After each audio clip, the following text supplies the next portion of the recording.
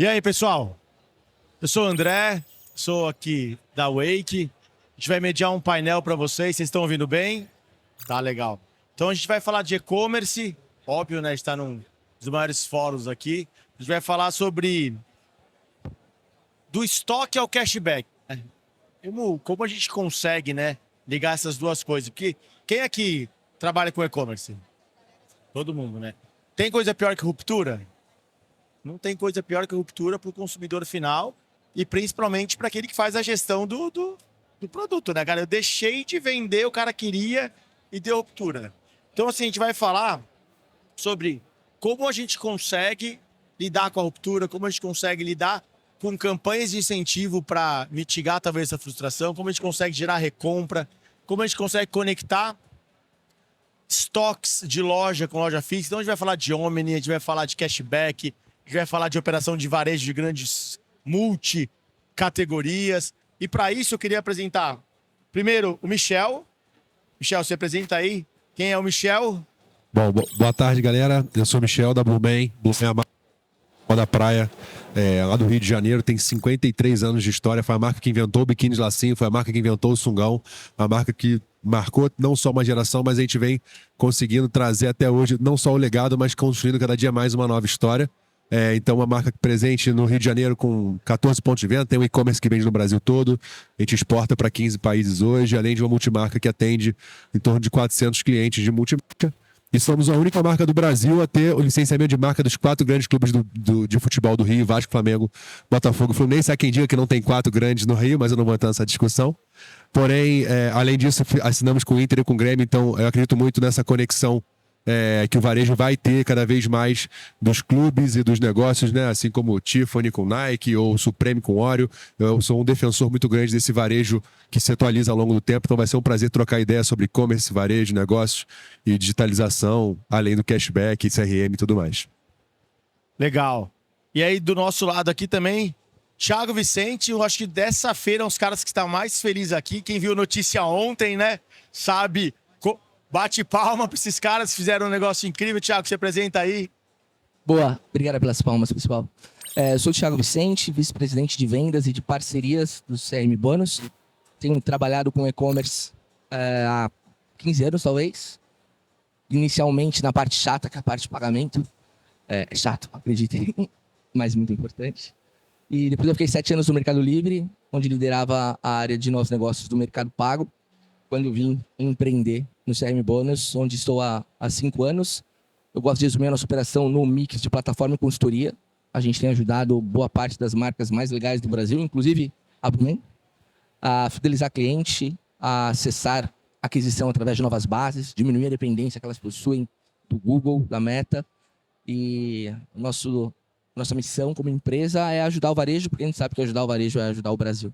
Então é isso que a gente faz lá. E as palmas foi porque a CRM Bônus foi investida do iFood, né? Quem não entendeu, conta. Quem não entendeu tem que contextualizar, pô. Conta aí. Ontem a gente anunciou uma nova rodada de captação, quase que uma série C ali do nosso negócio. Nós vendemos 20% da nossa operação para o iFood, que passa a ser sócio.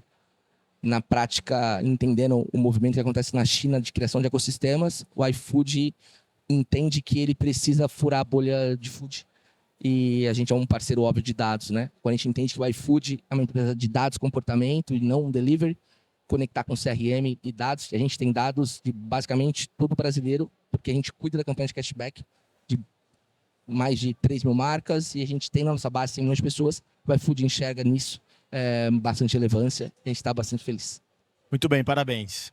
E aqui, por último e mais importante, Luana, por favor. Prazer, pessoal. Obrigada pelo convite. Eu sou a Luana, atuo no Balaroche, há 12 anos já estou de casa e eu acompanho ali o processo do e-commerce desde quando era só um catálogo. Então, toda a operação do digital eu acompanhei do zero. Então, mais do que qualquer pessoa aqui, eu estou ali do zero até o 1 milhão. Então, eu vim aqui compartilhar com vocês hoje como que foi o nosso processo de Omnichannel e do Fulfillment, como foi todo esse processo, e espero que vocês aproveitem o que eu tenho para compartilhar com vocês hoje. Legal. E aí, vamos ao que interessa, né? Vamos falar de estoque.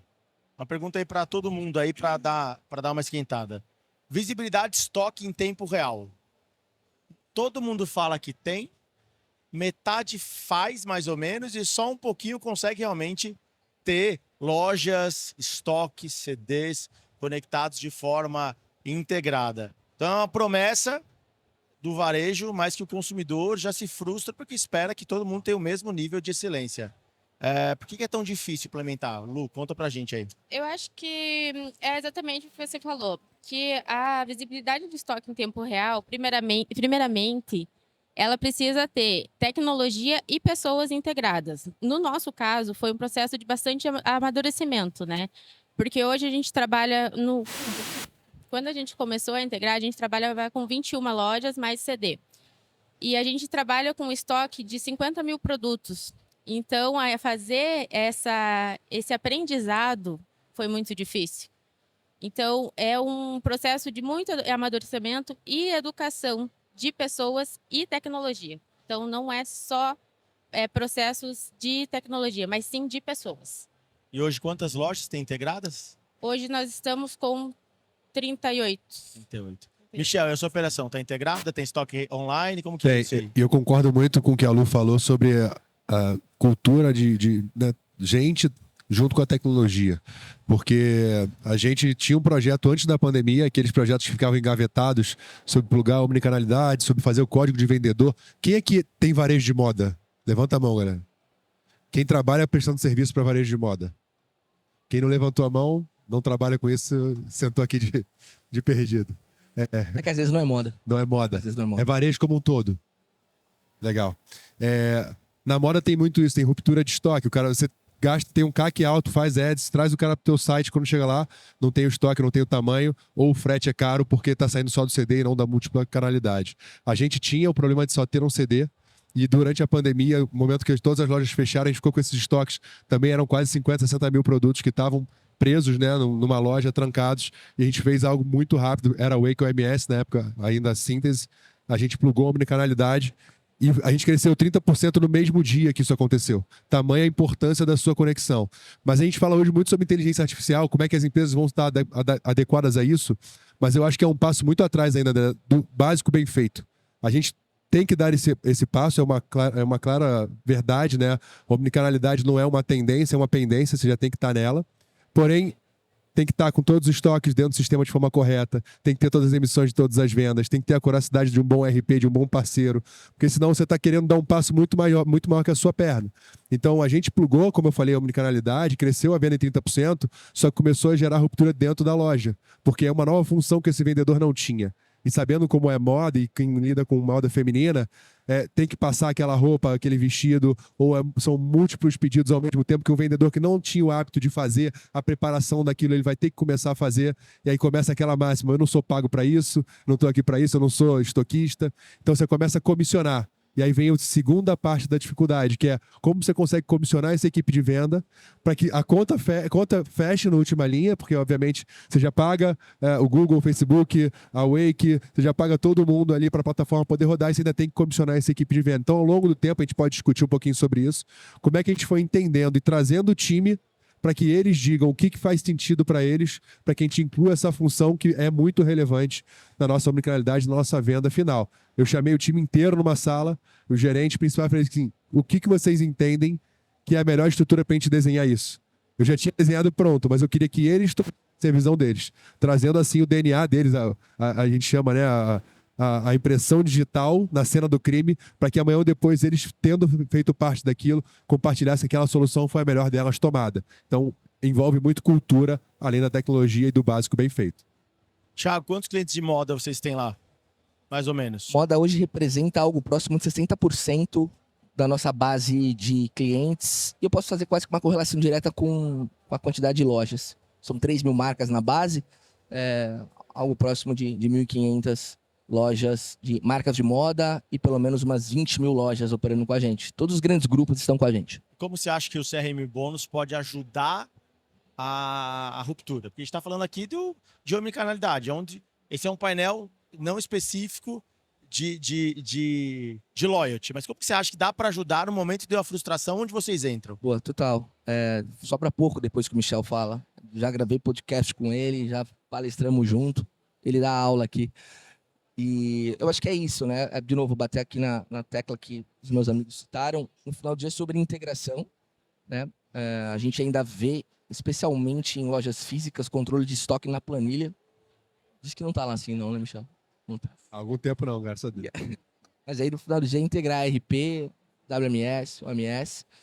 E como o cashback ajuda, no meu entendimento, é você ter a oportunidade de ser uma ponte de percepção, né? O clique na internet nunca esteve tão caro e a tendência é aumentar. Quando você tem uma ruptura de estoque, independente do canal, você acaba causando uma frustração muito grande, impactando diretamente a conversão e, mais do que isso, atrapalhando o LTV da base.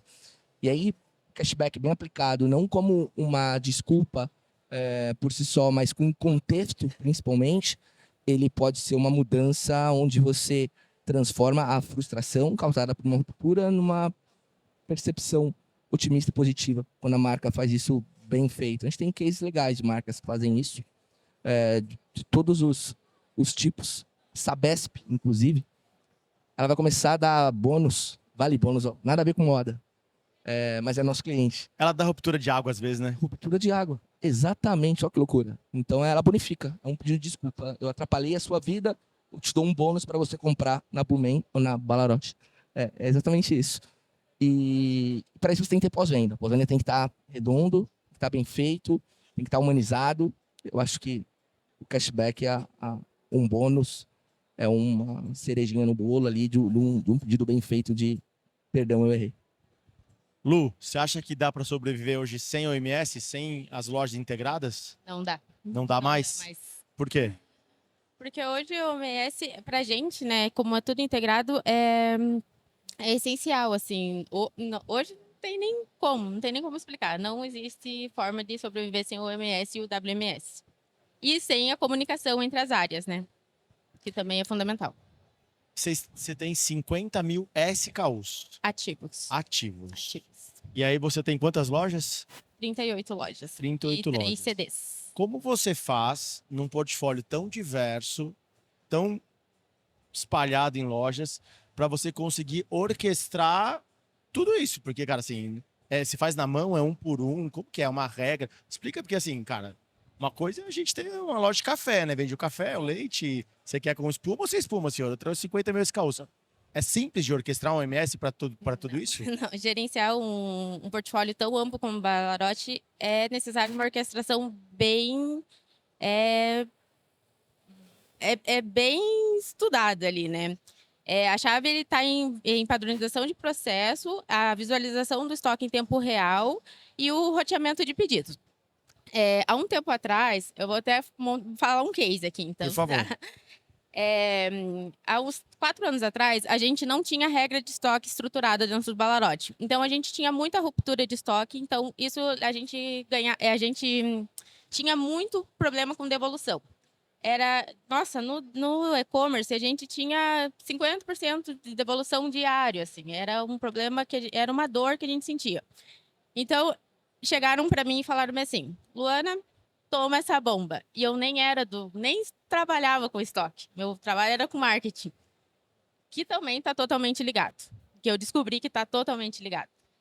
E aí chegaram assim, eu preciso diminuir o percentual de devolução e resolva.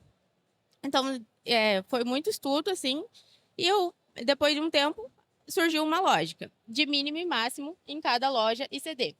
Porque o que acontece? Como a gente tem um estoque muito grande nas nossas lojas, e são miudezas e materiais de louça, porcelanato e vidro, tem muito produto de amostra, muito produto que quebra, muito produto que acaba tendo em estoque, mas não está bom para vender. E daí acaba vendendo, tem em estoque, e chega lá, o cliente não pode receber. Então, eu sentei com o pessoal do estoque, fui no CD, sentei lá com todo o pessoal lá, com o freteiro, para entender como que eles faziam a embalagem, como que jogavam. Nossa, foi meses, assim. Então, a gente, sentando assim com a equipe inteira, a gente decidiu fazer, olha, um corte de mínimo e máximo por categoria.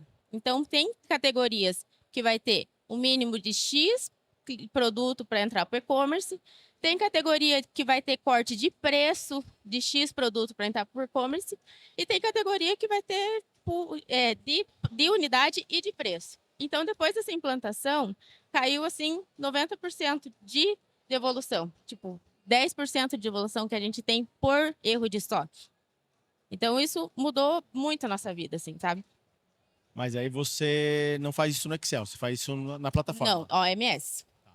E você tem algum, por exemplo, um produto que é caro. Se você ir lá e falar assim, mas eu vou cortar então, se tiver menos que 3, porque pode quebrar, não vou botar à venda. Nesse caso, a gente faz por preço daí. Aí o Porque deflator é menor. Porque tem produto que custa R$ 20.000, como uma banheira, que eu só tenho uma unidade. Essa era a dúvida. Então, daí eu tenho por preço. Que são produtos mais premiums. Legal. Muito bom. Ô, Thiago, e assim, uma para você. De que forma que as campanhas de incentivo, elas podem ajudar na recorrência para o cara voltar? Se a gente está falando de ruptura, a gente precisa, fazer o cara voltar, não ficar chateado. Imagino eu que o trabalho de vocês tem muito de ajudar também a fidelizar esse cliente, né? Não imagine que é só queimar margem e dar um produto baratinho. Não é esse. Como vocês ajudam na recorrência? Boa. Aqui é onde eu acho que eu sou especialista. A gente nasceu dentro de um varejista. Acho que é legal contar a história, né? O Alê, meu CEO, ele criou o CRM Bônus por uma necessidade própria da TVZ, marca fundada pelos pais dele. Ele tinha uma campanha de cashback que rolava lá desde 2009, antes de ter um cashback ser popularizado. Era analógica, então era o caixa entregando um voucher para o comprador, papelzinho, pontuava lá no RP, entregava um caixa. Como quase tudo que é analógico funcionava muito mal, porque dependendo de engajamento, tem uma dificuldade do cacete de fazer o tracking dessa receita. E a sacada foi começar a reconhecer o cliente pelo número de telefone celular e validar esse número através de um PIN number disparado via SMS, igual fazem hoje todos os grandes apps. E ali eu associo uma venda a um telefone e tenho a certeza que o cliente foi avisado do cashback. Deu certo pra caramba nas lojas dele, mais do que aumentar o faturamento, porque o cashback aumenta o faturamento. O cashback no final do dia parece muito bom para o cliente, é muito bom para a marca, né? Michel pode aprofundar bastante nesse tópico aqui, porque ele é um cliente mega maduro do uso das nossas soluções, mas o que acontece no final do dia é que você estimula o comprador a voltar e o cashback no nosso conceito está sempre associado a uma compra a mais do que o cashback. Algumas marcas obrigam um comprador a comprar 3 vezes, outras 4, outras 5, depende de margem. Mas, na média, quando o comprador volta para resgatar um cashback do CRM Bônus, ele gasta, em média, 6,6 vezes o valor do bônus. Quando eu junto lá 40 mil operações. Tenho certeza que todos vocês aqui já foram impactados, já receberam um bônus disparado pela nossa plataforma. Se vocês não lembrem, a gente que está lá, eu opero white label, eu quase sempre não assino a mensagem. Então é um bônus da Vivara, que só vale na Vivara. É um bônus da Leroy Merlin, só vale na Leroy Merlin. Um bônus da Riachuelo, só vale na Riachuelo. Tudo pilotado pela nossa tecnologia. Então, quando o comprador volta e gasta 6,6 vezes o valor do bônus que ele recebeu, eu estou tendo uma geração de receita muito poderosa aqui. E vocês sabem que o maior custo de um varejista quase sempre tende a não ser mercadoria, tende a não ser CMV. É quase sempre CTO, que é o total de ocupação, e CTP, que é o total de pessoas. Então, quando 20% dos meus compradores voltam para resgatar o bônus, eu entrego para esse comprador um desconto final na segunda compra, algo próximo de 15%, 18%, significa que eu estou dando ali 2% de desconto, 2.000% de desconto absoluto na minha operação, lá no DRE. O que acontece com o Magic Number, né, lá no bottom line? Ele tende a melhorar, porque eu estou diluindo, ou ajudando o varejo a diluir, independente se é on ou se é off, os principais custos de uma operação. Salarial, aluguel, plataforma, agência. Então, esse aumento exponencial de receita, no final do dia, me ajuda a diluir custos fixos, o que torna ali meu Magic Number menor. É uma tese bastante simples, que a gente consegue provar ali num Excel para qualquer CFO e a tese por trás do nosso negócio. E hoje a gente atende marcas como Samsung e Xiaomi, um markup extremamente apertado, e até em operações como essa a gente consegue ser eficiente na geração de receita incremental e também na melhora ali do Magic Number. Então é essa a tese, claro. Ajudar o varejo a vender mais, vender melhor, com mais inteligência. Como vocês estão fazendo para a questão de atrito, né? Hoje em dia, o consumidor, o que ele não quer é dar os dados dele, né? E aí, cara, como que vocês...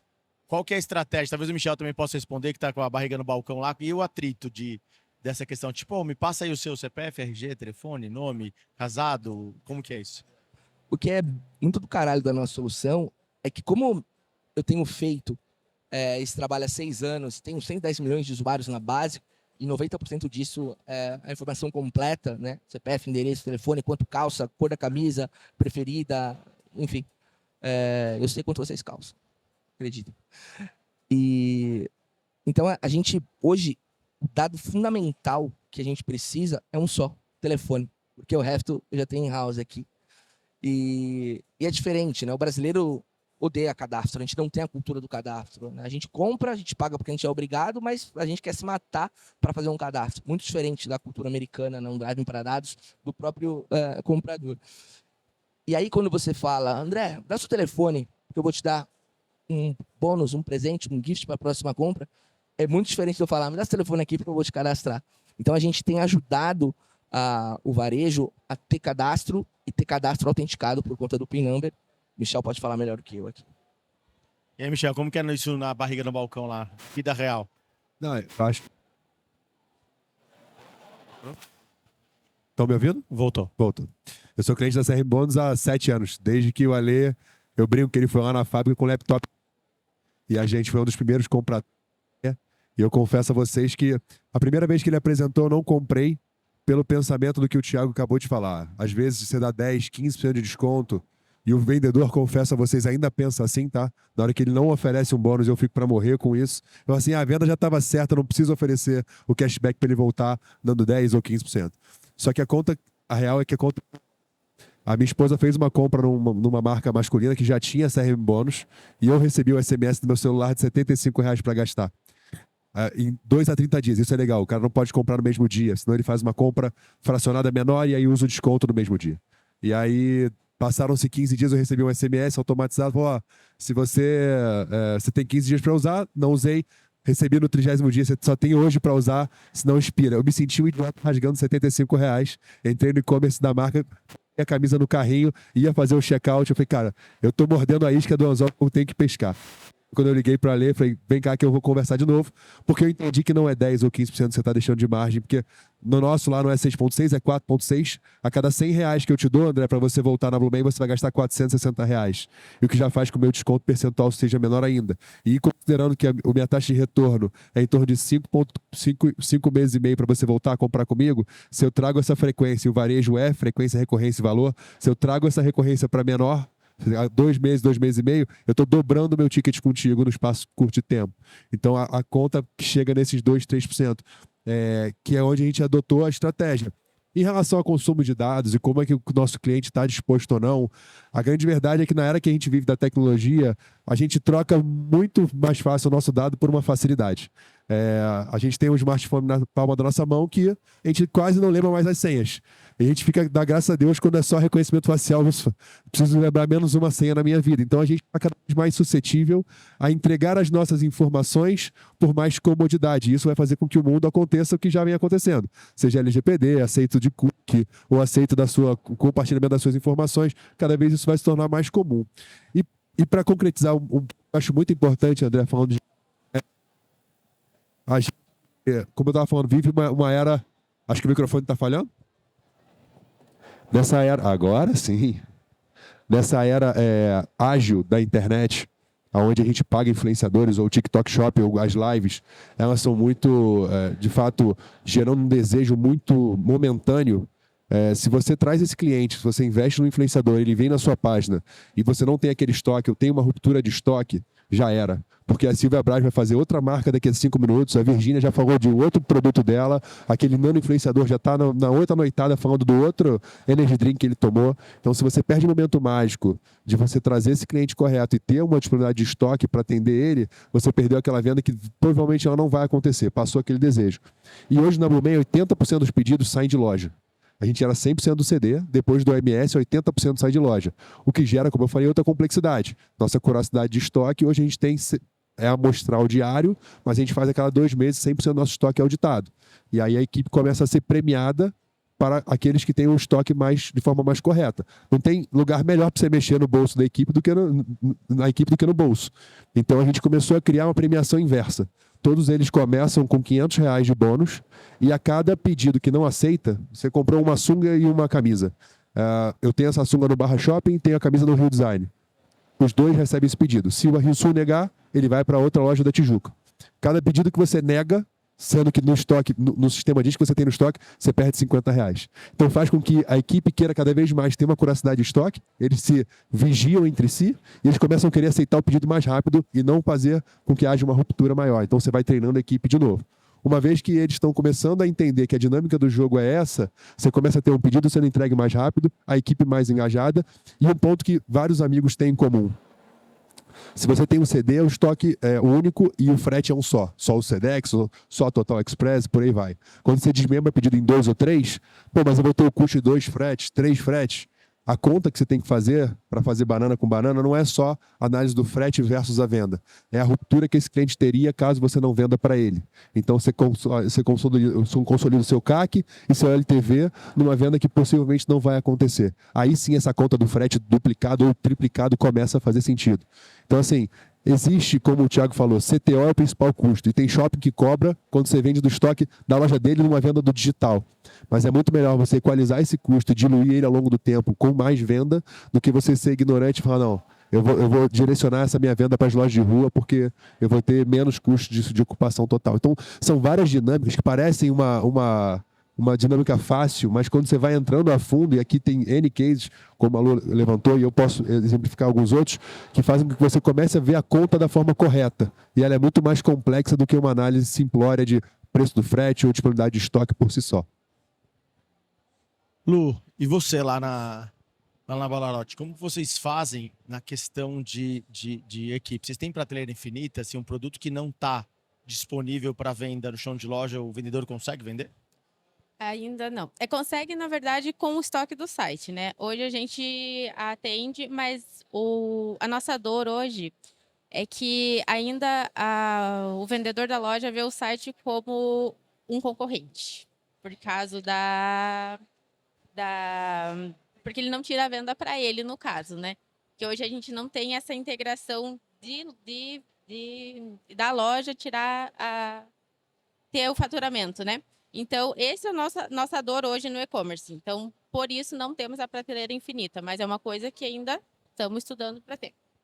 Vocês estão usando já a prateleira infinita? A gente tem a prateleira infinita.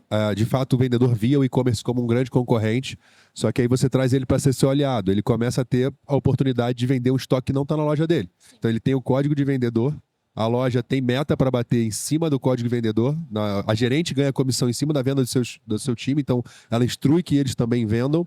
E a gente também tem o fato do recolha na loja, né? Você compra de casa e vai pegar na loja. Você isenta o frete desse cara e todo mundo que vai na loja comprar, a taxa média de recompra de algum produto no local é de 28%.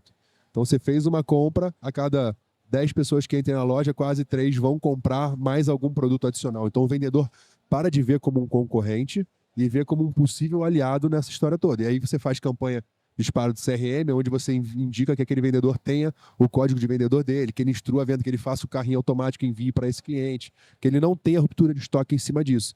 E é tão legal em relação à cultura e engajamento que a gente fez a convenção no ano passado, dos 5 principais prêmios. O primeiro era a mala na casa do cliente e tudo mais, mas o segundo e o terceiro tinham a ver com a disponibilidade da venda do código de vendedor e da força da omnicanalidade. Então, eles ganhavam, por exemplo, um cooler da marca com o código de vendedor deles e o nome deles, para que eles tirem foto, postem, vão para a praia, mandem para o cliente, estejam de fato com aquele número na cabeça, para que isso transforme um grande case. Como é a Farm, 90% da Farm é oriunda de código de vendedor. Então, assim, é um grande case. O Marcelo é um amigo que ensina muito sobre isso e eu tenho tentado adotar, porque se o vendedor te vê o e-commerce como um concorrente ou aquele que dá um pouco mais de desconto, que na loja você não teria, aí você está caminhando para maus lençóis, que é uma briga que você não quer ter dentro de casa. Imagina eu que esse cara com o código, ele vira um vendedor seu no churrasco, né? Ele tá no churrasco de domingo, ele abre aqui ó, o site, ó, compra aqui ó, com o meu código. Acontece isso, né? Acontece, a gente tem um programa chamado Embaixadores do Sol, onde qualquer pessoa, independente de ser funcionário, colaborador ou vendedor nosso, ele pode se filiar a gente, criar um código lá, e ele pode vender, seja aquela mãe que acabou de ter filho, a gente tem casos assim, seja aquela vendedora de uma outra loja que não tem moda praia e ela sabe que pode vender, agregar um produto do nosso portfólio, isso também pode acontecer. E é a forma como você tem para ter N vendedores. É uma forma muito interessante, né, de crescer venda também. Para comentar sobre esse tema, eu gosto muito de citar uma info que eu colhi lá em Nova York há um ano atrás, na NRF de 24. Eu vi uma palestra do cara que tocava o digital da H&M, no Brasil, chegaram, né? E é uma informação que eu repito bastante quando eu tô falando de omnicanalidade. Lá ele contou que... Nossa, explodiu o sonho, cara. Lá ele contou que quando uma loja da H&M fecha nos Estados Unidos, uma loja física, o faturamento daquele zip code ali, CEP, no e-commerce, cai em média 18%. Que loucura.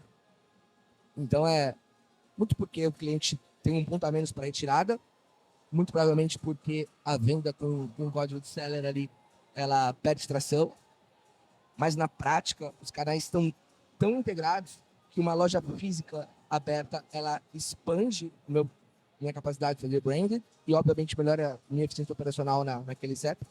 Como quando ela é fechada, ela tem a capacidade de impactar muito negativamente o meu e-commerce. Thiago, uma dúvida. Hoje vocês estão já trabalhando no on e no off, ou seja, o cara compra numa loja física, offline, ele já consegue utilizar esse voucher no online ou vice-versa? Já dá para fazer as duas? Trabalhar de forma omni também, o bônus dele? Total, 100%. A gente nasceu com esse conceito já. Então, eu compro na loja física do Michel lá no Barra, ganho um cashback que eu posso resgatar no e-commerce lá na Wake. Então, 100% integrado. Esse é o estado de arte, eu acho que de uma solução de cashback, de CRM, uma solução promocional. Mas aqui no Brasil tem um negócio chamado franqueado. Quem conhece? Quem tem uma operação de franquia?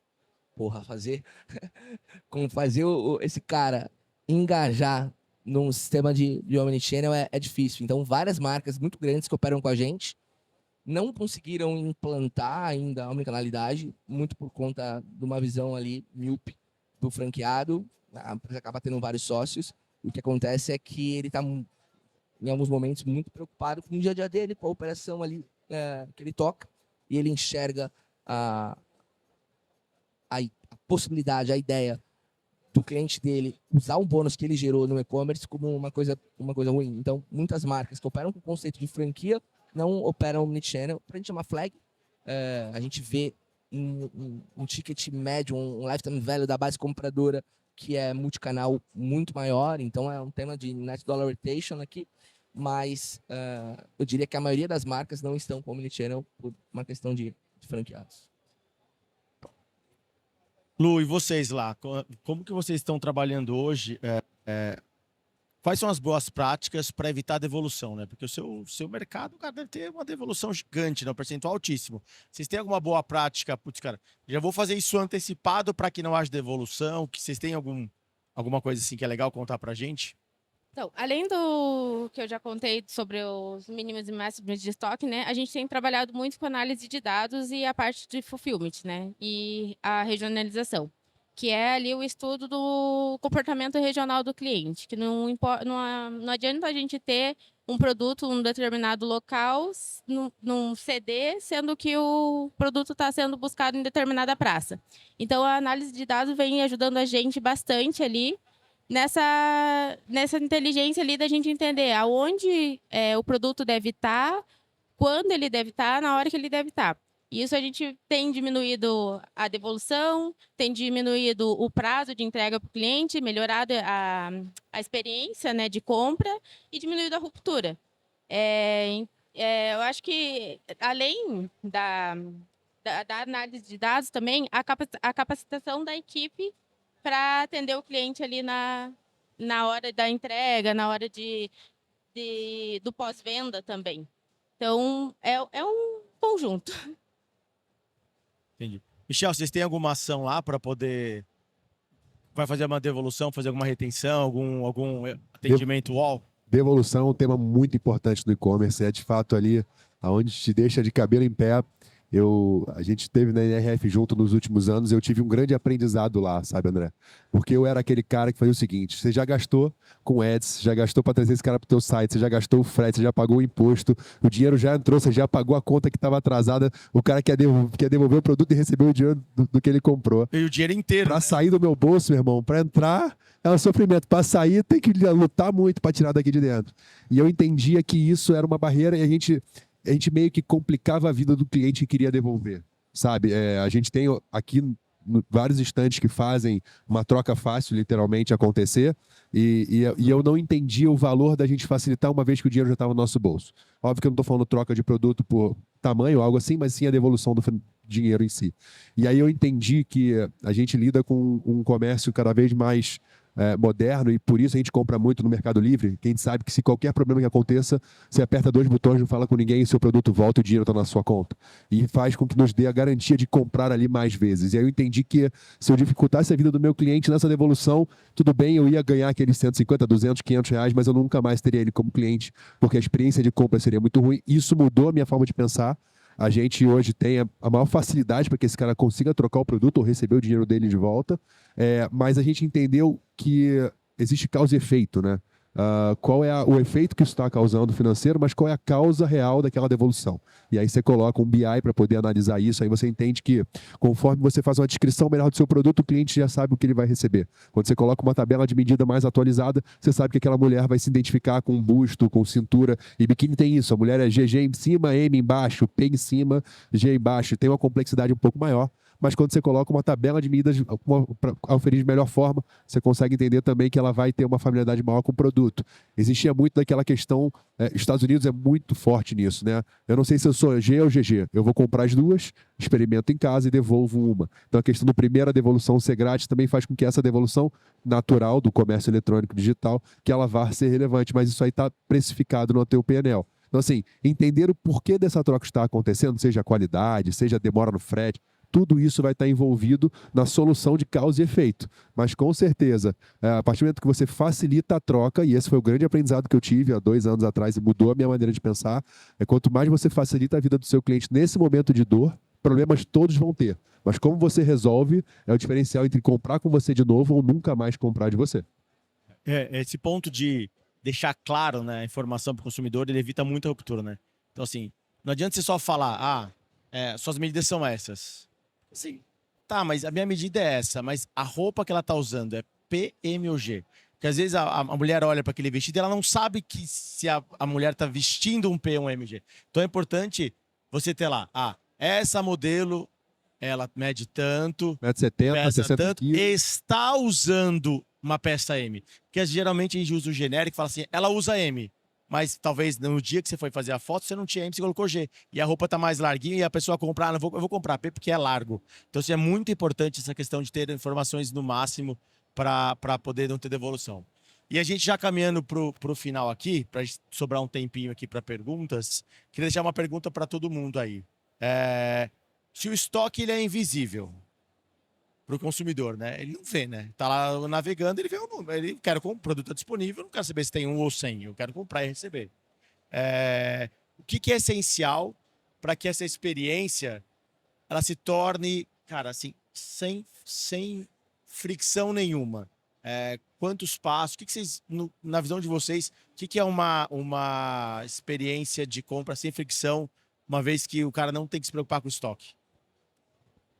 Acredito que, como ele comentou ali, é a informação de produto detalhada, a foto, as informações de ficha técnica, as medidas, no caso de moda, né? No nosso caso, como é foto de material de construção, a gente tem os porcelanatos, né? Que é todo mundo quer tocar no porcelanato. Esse é uma dor nossa lá, que a gente também está tentando criar ambientes, né? Para a pessoa visualizar como que vai ficar dentro da casa. Então, ter o máximo de informação, ter um cadastro, ter pessoas treinadas para falar ali como que é o produto, acho que ele é fundamental para diminuir isso. Ti, como vocês entram aí sem fricção para a CRM entrar no jogo e não atrapalhar ali? Além, obviamente, das integrações, né, que a gente começou falando, é importante que os sistemas estejam integrados e quanto menos planilha, melhor. A gente tem reforçado muito a tese da desanonimização dos usuários, compradores, né? Quando a gente entende que somente 2%, na média, de quem está dentro de um site converte, eu entender dados sobre esse comprador é bastante relevante para que eu consiga maximizar a conversão. A gente está atuando muito forte nessa jornada com a nossa solução de CRM Back. E a gente tem que descomplicar. Então, se eu tenho a capacidade de coletar dados sem eu ter que pedir, no final do dia eu estou entregando conveniência. E o e-commerce é um business de conveniência. Então, a gente tem acreditado muito nisso. E como um ex-mercado pago, e dando uma dica de pagamento, eu aportaria muito em jornadas de One Click Buy. Então, coletar dados, nunca pedir o mesmo dado 2 vezes numa jornada de compra e flexibilizar e facilitar ao máximo a jornada de pagamento.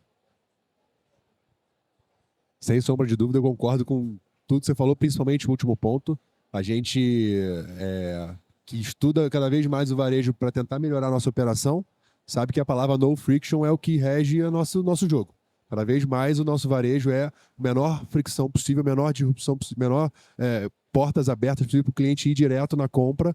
E a gente fala muito sobre isso, né? Sobre o modelo antigo de compra, onde você tinha que ir numa loja, tinha que fazer cadastro, tinha que pagar via cartão ou dinheiro, seja a maneira de compra de transporte, né?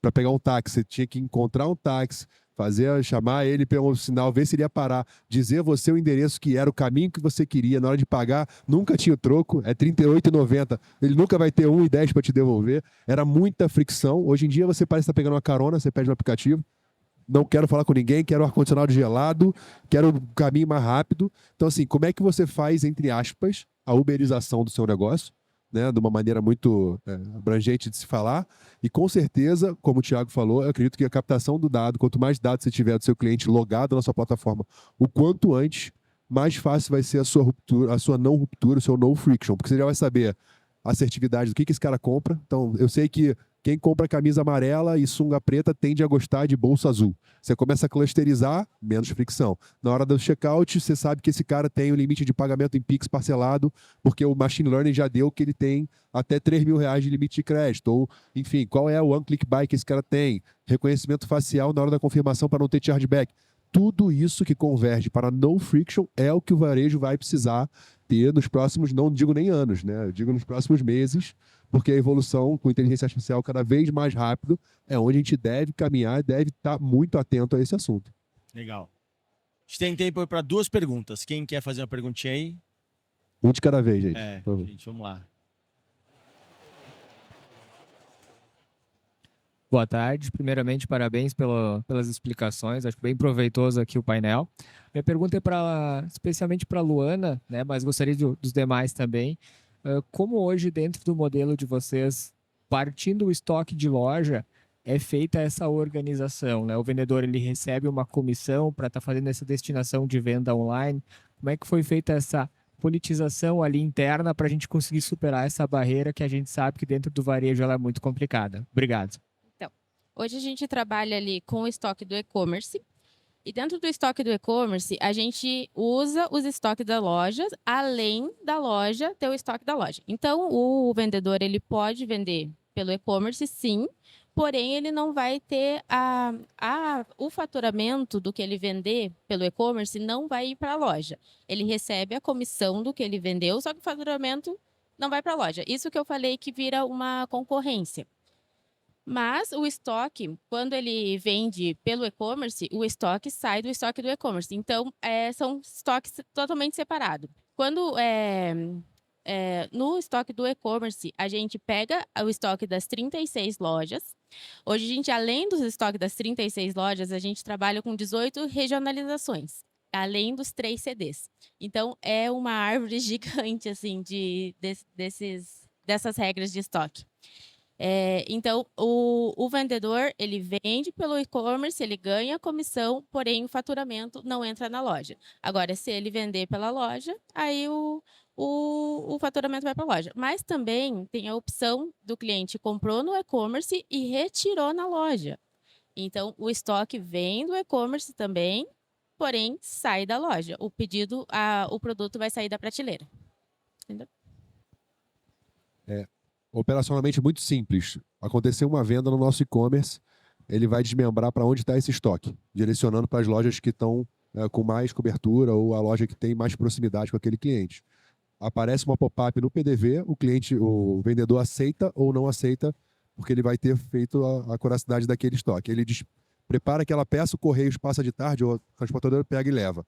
Da onde sai esse faturamento nota fiscal? Sai da loja. Não sai do CD, não sai da indústria, sai da loja. Por isso que eu digo que o shopping quer cobrar da gente esse CTO, porque eu saio da loja e na mão, entre aspas, no sistema já cruzado, eu faço essa separação para não sujar número, né? Senão eu vou ter um same store sale muito maior no ano seguinte, mas é um reflexo só do e-commerce. Então eu separo na mão isso. Em relação ao comissionamento, antes eu pagava R$2 por pedido. Então uma loja com 3 mil pedidos eu ganhava R$6.000 para pagar. Eu dava esse dinheiro na mão da gerente. Tinha gerente que botava tudo no bolso, não passava para ninguém. Tinha gerente que dividia entre equipe. Tinha gerente que passava para um estoquista. E a gente unificou, como eu falei anteriormente, um bônus por loja de valor fixo, onde ela tem um prêmio de R$1.000 por loja. Lojas maiores, lojas menores, e aí ela definiu para quem ela quer dar, seja para o VR, seja para o estoquista, seja para o time como um todo, e cada não entrega de uma meta, recusou pedido, não a curiosidade de estoque, aí ela vai perdendo R$50 até chegar a zero, ela não me deve dinheiro, não faço débito e crédito, mas operacionalmente é bem simples em relação a isso. Nota sai do estoque da loja, comissionamento que antes era por pedido se torna uma conta meio esquizofrênica e cada um vai fazer da forma como entender, mas a gente unificou isso, uma cota máxima e vai abatendo ao longo dessas punições que eles não completam. Então eles correm para entregar o quanto antes e com maior curiosidade para receber o bônus de forma completa. Mais alguma? Pra gente fechar?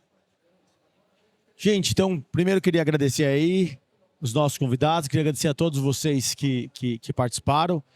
Antes de encerrar, eu queria aí convidar vocês para escanear o QR Code, vai aparecer aqui na tela, e já garantir um pré-cadastro. A gente vai ter um evento.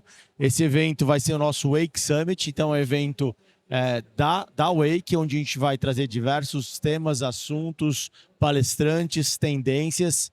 Vai ocorrer aqui em São Paulo. Vai ser dia 10 de setembro de 2025. Tem o QR Code aí, gente, enquanto eu falo. Dia 10 de setembro de 2025 no Expo Barra Funda. Então vai ser um evento muito, muito legal. Quanto ao pessoal... Não.